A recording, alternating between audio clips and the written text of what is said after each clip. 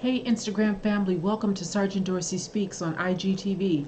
I came across a article today um, regarding the new police chief up in Vallejo, California, and evidently, I guess he's, making the rounds and talking about his new assignment there, coming from San Jose Police Department as a deputy chief. I believe he is a 22, 24-year veteran law enforcement officer. And, he says he's very excited to get started there. 26 years. 26 years is his experience in law enforcement. And he says he's very excited to get started there in Vallejo. And so, as I was listening to him, I was just thinking he's full of shit, if I could just say that, because everything that I heard him say seemed, disingenuous. It was canned. And so, as I have often said I do as a retired 20-year veteran sergeant of the police department, LAPD specifically, I decipher police code talk. And so when I hear BS from a police chief, like I just heard from what I believe to be BS anyway, let me say that, from Vallejo Police Chief Shawny Williams, I'm going to play for you a few clips from his press conference, and you can Google it and see it in its entirety online. But I'm going to play a couple of portions, and I'm going to decipher the police code talk for you. And then I'm going to tell you, why it is you're going to be hearing so much about Vallejo Police Department and Shawny Williams, Police Chief, black man. Here we go. And Cheryl, what did he have to say? Well, as you mentioned, Vallejo PD has its problems, but can one man fix it? The new police chief says it's going to take a village to turn the department around. Myra. How you doing, Myra? Good. I could identify with the city of Vallejo. Identifying with the city is one thing. Fixing a multitude of deep-rooted problems is another. The seat doesn't belong to me, it belongs to the people we serve. And Chief Shawny Williams says he's excited about serving them. In November, the 26-year veteran of San Jose's police department was sworn in, making him Vallejo's first African-American chief. He sees it as an honor. It gives me an opportunity to connect with some people that may feel marginalized, or a group of people I can personally identify. Many people feel Vallejo police have a big problem with excessive force against black and brown people. So listen, I can't speak to the man's heart, okay? I can't speak to his intention, but I can tell you what has occurred and what hasn't occurred. And so, when he says he can identify, with the citizens of Vallejo, I think the demographics speak to Vallejo being about 20% black. So I don't know if he's identifying with the 20% black or the 80% white. I'm not really sure. I'm just going to say maybe it's that 80% white. And you guys are assuming that he's there to identify with you, 20% black folks.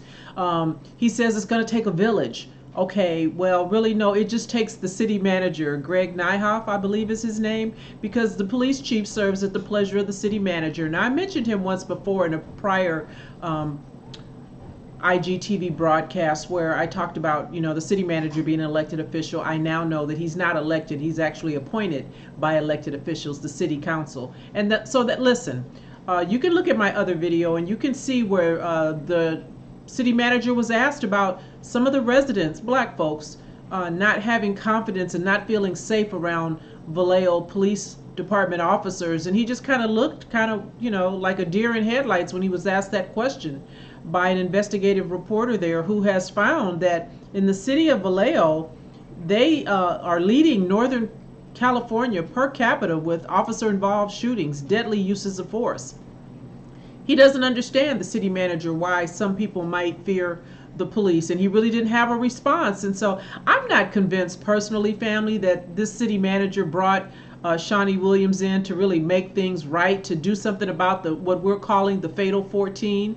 And when I say we, I'm talking about myself, some activists there on the ground, Jamila Land, and a family member of Willie McCoy, the young man who is kind of most prominent in all things Vallejo PD right now. Willie McCoy shot in a drive-through at Taco Bell 55 times in 3.5 seconds by 6 police officers. And I'm going to talk a little bit about that shooting today and in the future with regards to what's going on and what's not going on and what should be going on. And so listen, Shawny Williams has been there since November. We know that there are 14 officers, particularly based on this investigative report that was done up there, that are just wreaking havoc on the community. And so we're calling them the Fatal 14. We're creating a hashtag, Fatal 14, with regards to these officers. And I'm thinking, as a police chief, one of the first things I would like to have seen Shawny Williams do is address the Fatal 14.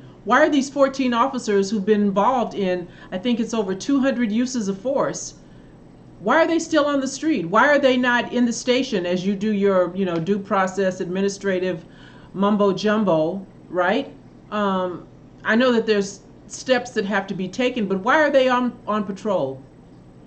Why haven't they been taken off the street? Why isn't Shawny Williams addressing that? I don't know. He's given us a lot of double talk. He says, he can identify and he has all these great plans, but he hasn't really talked about what those great plans are. Let's listen to another clip of Shawny Williams and what he intends to do. Many people feel Vallejo police have a big problem with excessive force against black and brown people. Stop. If you say that there's a problem without having all the information, I think it would be unfair and unjust. NBC Bay Area's investigative unit conducted a 9-month investigation of Vallejo PD. We found the department has the highest number of police shootings per capita in Northern California. One involving a young rapper who fell asleep behind the wheel at a Taco Bell drive-thru with a gun in his lap. I'm gonna go in there, I'm gonna grab that gun. Police shot him dozens of times when they thought he was going for his gun. I can't change the past, but we can impact the future. Williams says budget cuts during the past decade have really hurt the department. He only has 122 sworn officers now and says he needs at least 180. But he's optimistic that making some key police changes will help Vallejo PD regain the community's trust. People need to learn how to trust us again. And so that's why I'm here, to establish that trust. Cheryl Hurd. So again, doublespeak, code talk. He wants to restore community trust. He thinks it's unfair to make assessments. It's unjust to just say there's a problem if you don't have all the facts. Well, we don't have all the facts, but we have quite a few because it's out there.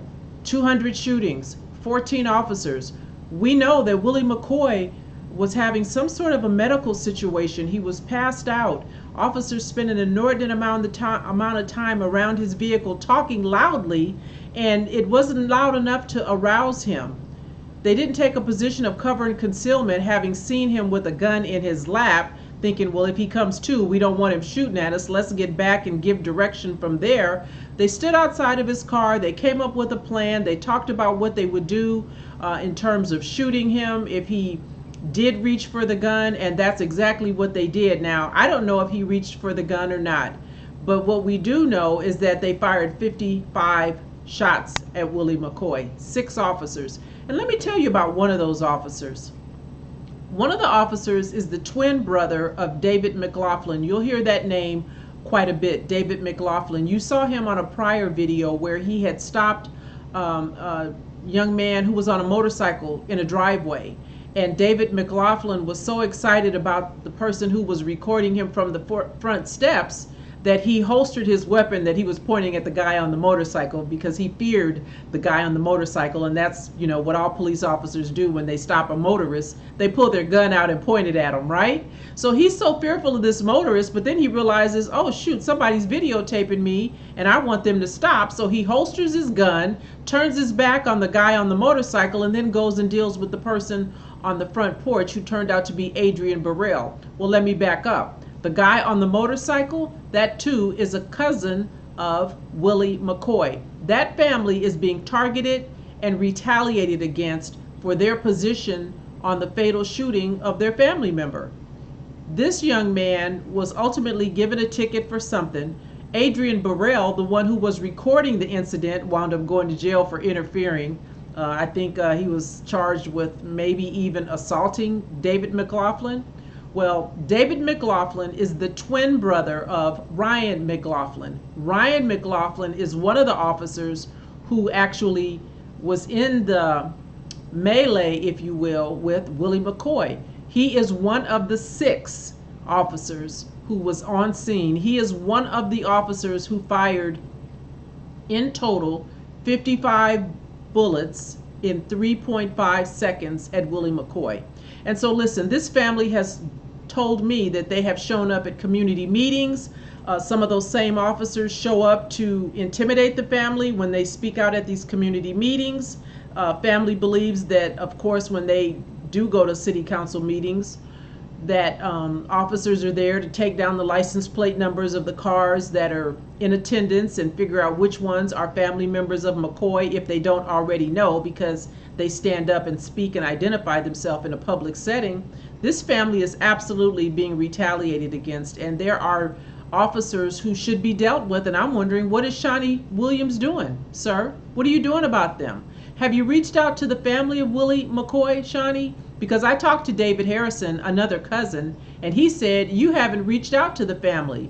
So I don't know if Shawny Williams is really there to make a difference. I don't know if he's there to build trust. And listen, he says that, you know, there's 122 officers on his department. He needs 180. You need another 60, Shawny, when you got at least 14, the fatal 14, who are killing folks with impunity, and you want to add another, what, 60 to the fatal 14?